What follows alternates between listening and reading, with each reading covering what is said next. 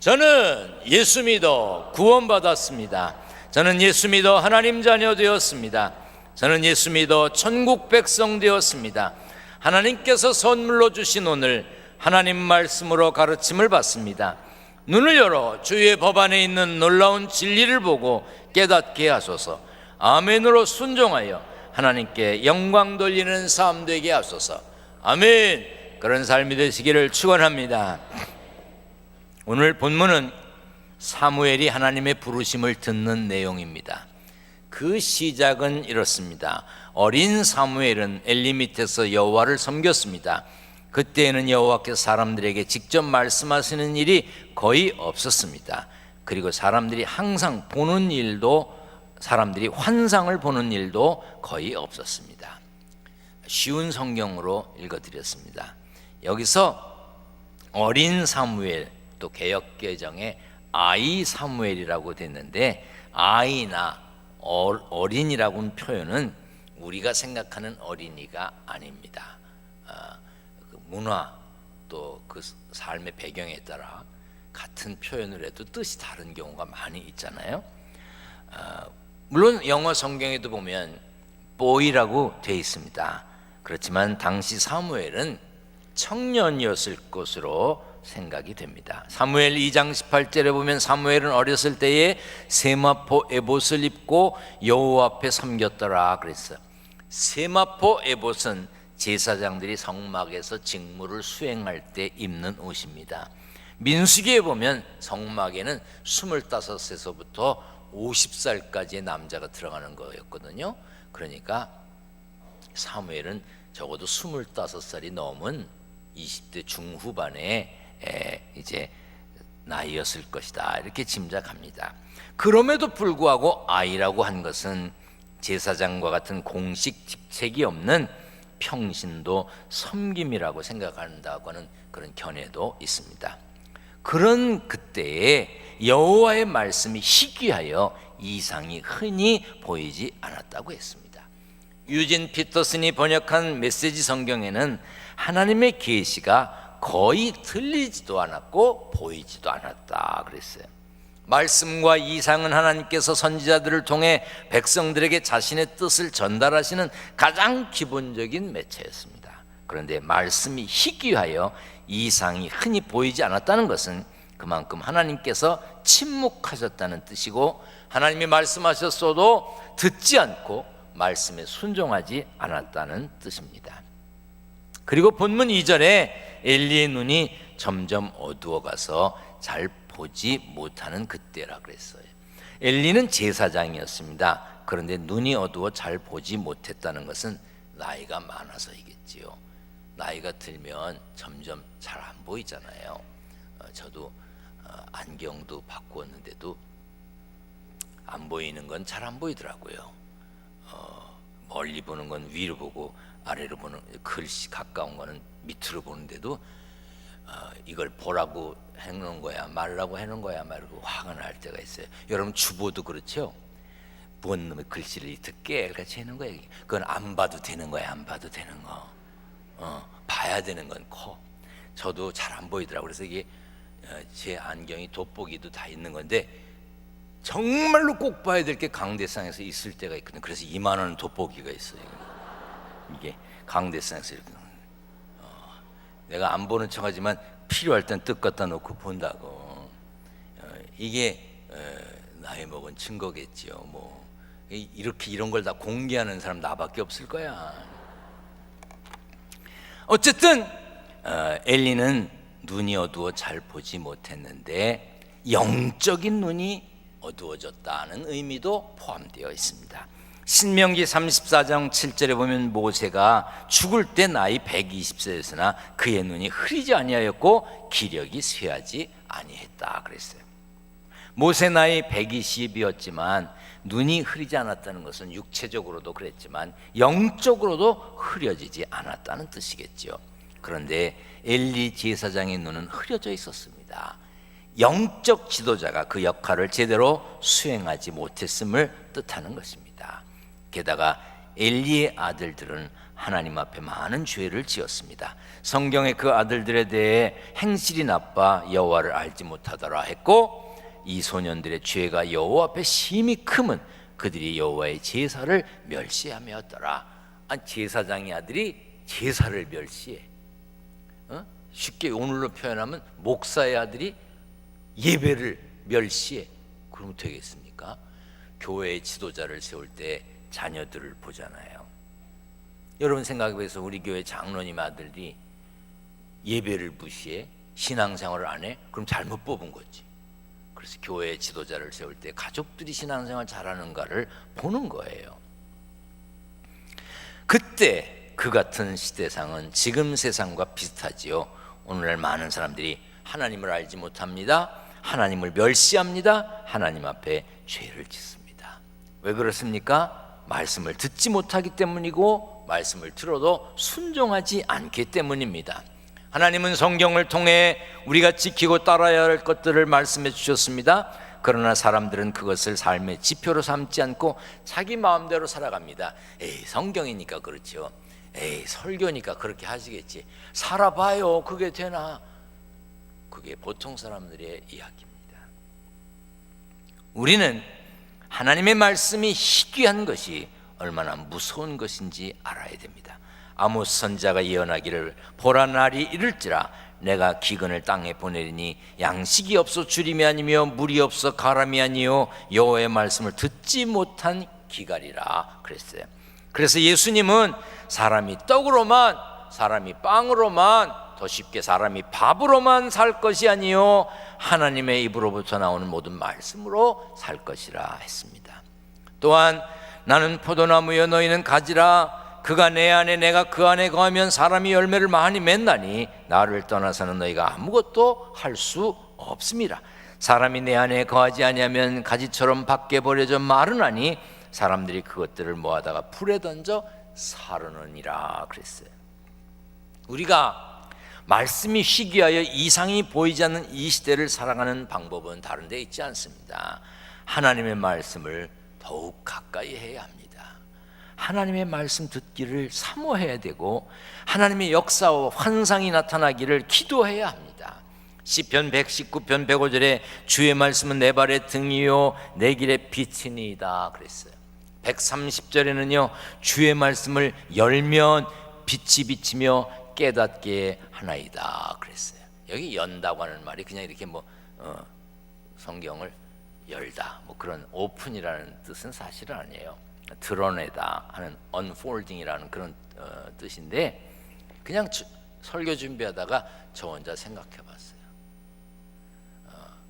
우리 기둥교인들이 지난 주일 예배 마치고 집에 가서 오늘 교회 올 때까지 성경을 열고 성경을 얼마나 읽고 또 성경 말씀을 묵상하고 성경 말씀대로 살려고 생각했을까? 자, 지난 한 주간 동안 성경을 열었던 분은 손 들어보라고 내가 하려고 그랬어. 그러다가 그냥 설교 잘할 수 있는데 마음에 상처가 되고 이럴까봐 제가 안 물어. 그러나 한번 여러분들 마음속에 대답해 보세요. 내가 지난 한 주간 동안 성경책을 열어서 성경을 보았는가? 오늘 아침에 교회 오면서 성경 어디 있어? 성경 어디 있어? 그리고 찾고 온 이도 있을 거예요. 예수 믿어 하나님의 자녀 되고 예수 믿어 하나님 나라 백성 된 사람들은 하나님의 말씀을 따라야 하고 하나님의 말씀을 따라서 살아야 하는데, 하나님의 말씀을 따르지 아니하고 하나님의 말씀이 없으면 삶의 방향을 잃게 됩니다. 그러므로 영적 어둠의 시대를 살아가는 우리들은 주의 말씀만 지켜야 하고 주의 계명에서 떠나지 말아야 하고 주의 말씀을 마음에 두어야 하고 모든 규례를 입술로 선포하고 율례들을 즐거워하며 주의 말씀을 잊지 않아야 합니다. 시대가 혼란스럽고 어지럽다고 한탄만 하지 말고 하나님의 말씀을 삶의 지표로 삼고 말씀에 순종하며 살아야 되고 말씀을 따라 살아야 합니다. 그래도 오늘 본문 말씀에 참으로 다행스러운 것은 영적 암흑 시대가 그리 오래가지 않았다는 거예요. 3절에 하나님의 등불은 아직 꺼지지 아니하였으며 그랬어요. 여기서 말하는 등불은 실제 성소 안에 있던 등대를 가리키는 것으로 볼 수도 있지만 하나님의 현존, 하나님의 임재, 하나님이 지금 계시다 하는 뜻일 수도 있습니다. 그때 사무엘은 하나님의 궤에 있는 여호와의 전 안에 누워 있었습니다. 그러나 제사장 엘리는 그가 자기 처소에 누워 있었어요. 출애굽기 27장에 보면 제사장들은 저녁부터 아침까지 등불이 꺼지지 않게 해야 하는 의무가 있었습니다. 그런데 엘리는 눈이 어두워 자기 처소에 있어, 자기 집에 있었어. 그의 아들들은 행실이 나빠 하나님을 알지 못했고 제사를 멸시했어. 그러니 엘리의 아들들이 성전의 등불을 지키기 위해서 신경 쓸 리가 없습니다. 그래서 사무엘이 등불을 지키기 위해 성전에 있었던 것입니다. 등불을 보살피는 일을 하찮은 일이라고 생각할 수도 있지요. 그러나 사무엘은 작은 일이지만 그 일을 했습니다. 하찮은 일 아니죠. 어려운 일에 밤새도록 불 꺼트리지 않는다는 게 얼마나 어려운 일입니까? 그런데도 그 일을 성실히 수행했습니다. 그것은 그의 마음이 하나님을 향해 있었음을 보여주는 겁니다. 여러분의 마음은 지금 어디에 있습니까? 여러분의 마음은 지금 어디를 향해 가고 있습니까? 예배 마치면서 가려고 하는 곳, 내가 가고 싶은 곳, 마음이 거기에 있는 것이지요. 예배 드리는 순간만이라도 마음이 하나님께 가 있습니까? 묻고 싶습니다. 지난 한 주간 동안 여러분의 마음이 어디 있었습니까? 찬양대원들에게 묻고 싶습니다. 지난주일 예배 마치고 아마 오늘 부를 찬양을 연습했을 거예요. 그렇죠? 그럼 일주일 동안 그 찬양을 마음속에 새기고 멜로디를 기억하면서 주일에 찬양할 것을 준비하고 오늘 아침에 와서 싹 맞춰보고 나왔습니까? 지난주일 연습하고 끝. 일주일 내내 있다가 오늘 아침에 와서 다시 열어보고 했습니까? 그러니까 지휘자들이 지난주일 연습했는데도 주일날 아침에 와서 연습하면 전혀 새로운 사람 같잖아요. 몰라, 난 할렐루야는 어떤지. 다른 데는 그래. 제가 미국 뉴욕에 있는 브루클린 타버너클이라고 하는 교회에 갔다 와서 했던 이야기가 있지요. 제가 그 교회에 가보니까 찬양대원들이 몇백 명이야. 그런데 악보를 보지 않고 찬양합니다. 그래서 내가 안내자한테 물어봤어요. 흑인 청년한테, 매주일 저렇게 악보 없이 하냐고. 그랬더니 매주일 악보를 안 보고 한대. 자기는 기억력이 없어서 안내한다는 거예요. 아니, 안내가 무슨 기억력이 없어서 하는 거예요? 그 찬양대들은 연습한 것을 일주일 내내 곡을 기억하고 가사를 익히고, 그래서 악보를 안 보고 찬양을 한다는 거예요. 마음이 거기 있다는 얘기겠죠. 나는 뭐 할렐루야에게 바라는 건 아니야.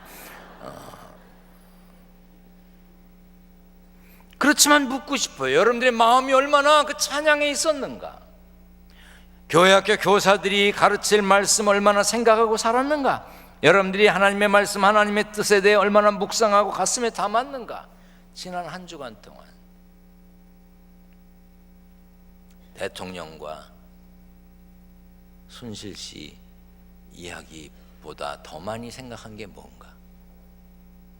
나는 지난 주 중에요, 우리 교회 순실이라는 이름을 가진 분이 나한테 문자를 보냈어요. 내가 얼마나 놀랐는지 몰라요.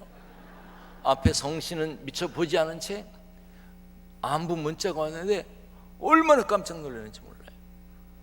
여러분에게 물을게요. 여러분들의 눈으로 보았던 시간, 여러분들이 귀로 들었던 그 이야기들, 마음에 담았던 거, 사람들을 만나면 했던 이야기 중에 가장 많이 한 게 뭡니까? 나는 우리나라 언론이 뭘 알리는 역할을 해야 되는 건 맞아요. 그러나 모든 채널을 틀을 때마다 모든 곳에서 다 이 얘기만 해야 돼? 하루 종일? 한국이 보도할 게 그렇게 없어? 나는 참 답답해요. 그냥 전 국민을 그리 몰아가는 것 같아.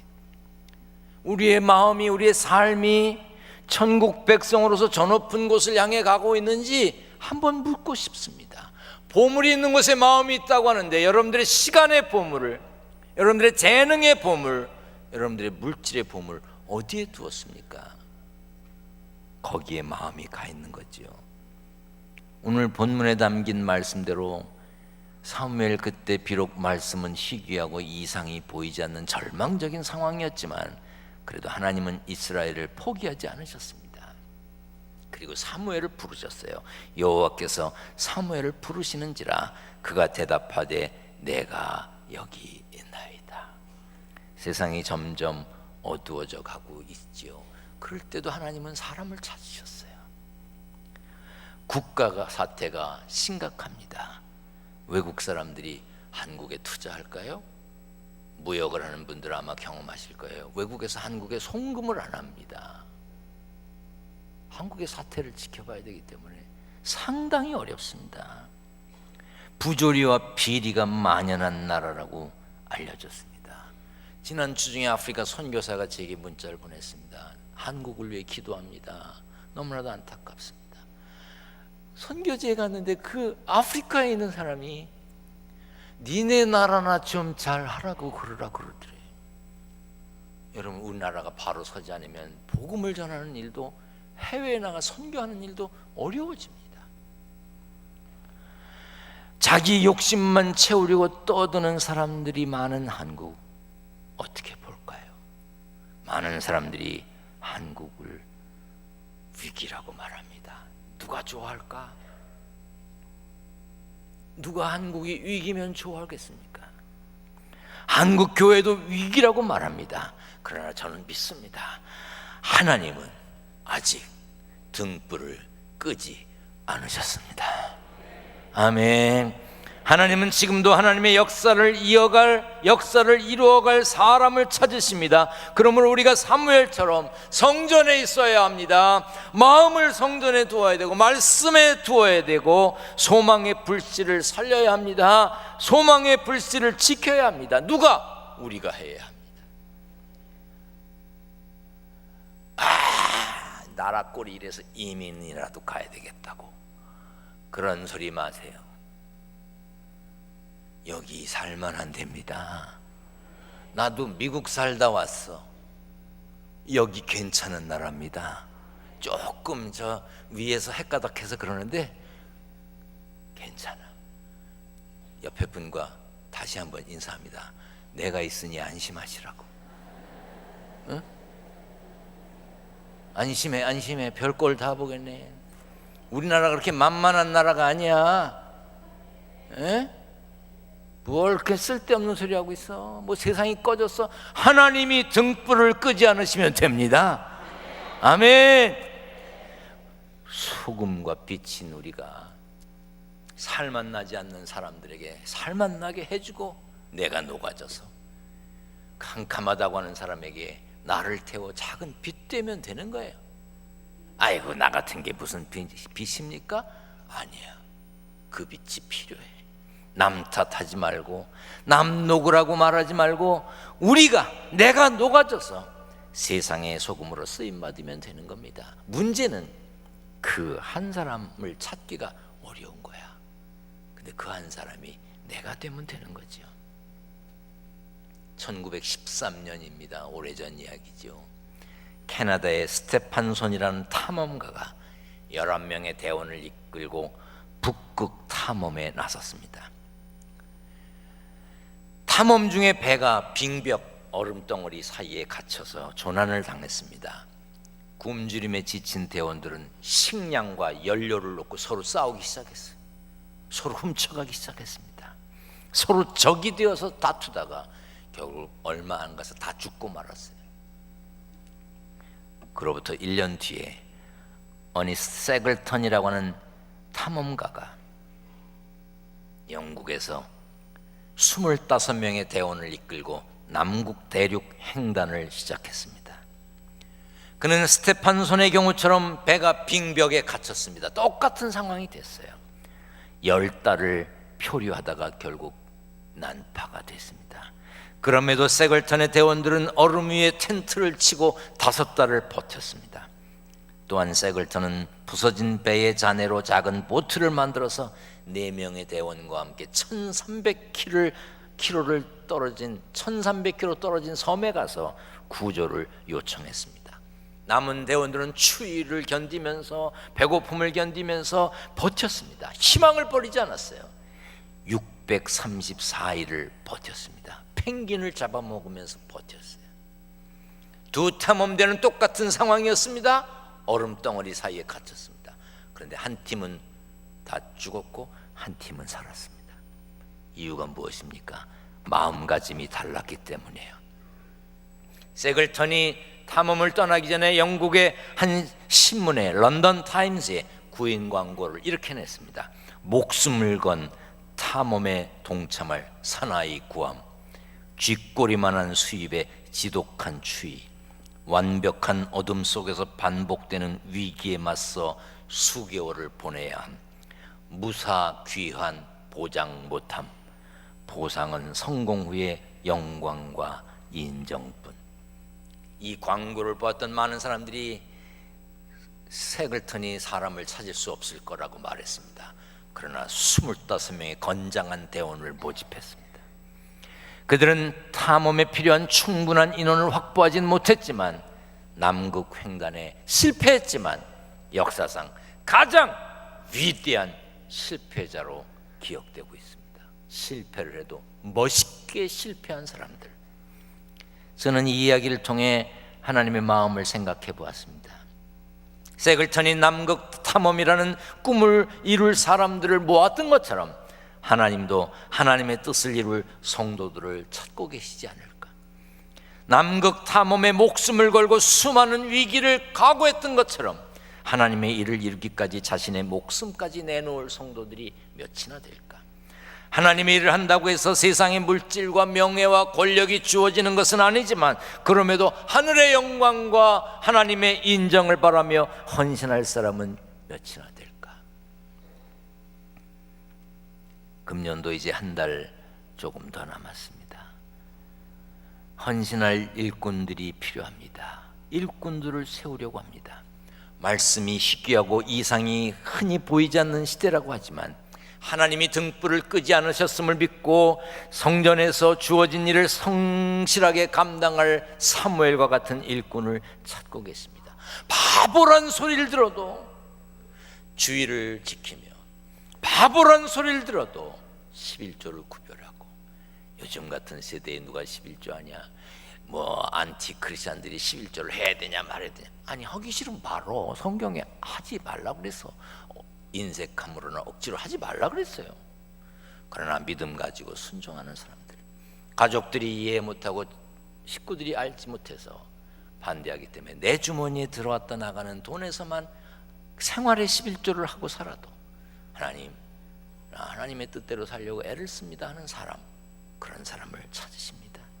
선교하는 일에 동참을 하고 부모를 내게 필요한 것들을 나누는 일에 동참하는 거. 여러분, 집에 양말이 어디서 선물로 받은 거, 치약 받은 거, 쓰지 않는 장갑 받은 거, 그거 모아다가 필요한 사람 주재는 거, 그거 왜 못해?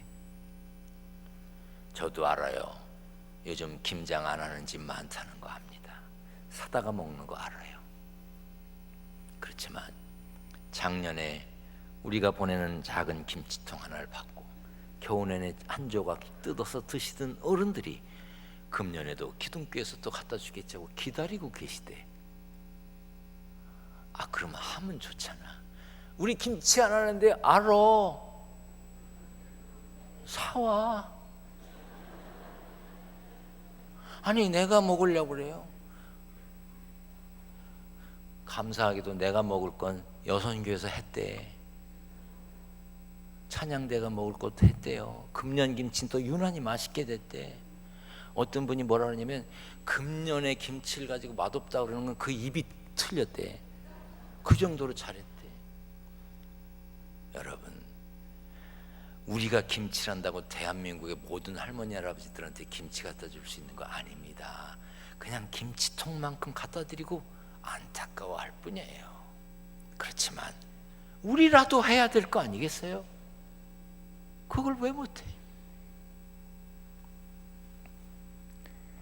하나님은 우리를 통해 더 큰 일을 행하시려고 새로운 시대를 열어갈 사람을 찾으십니다.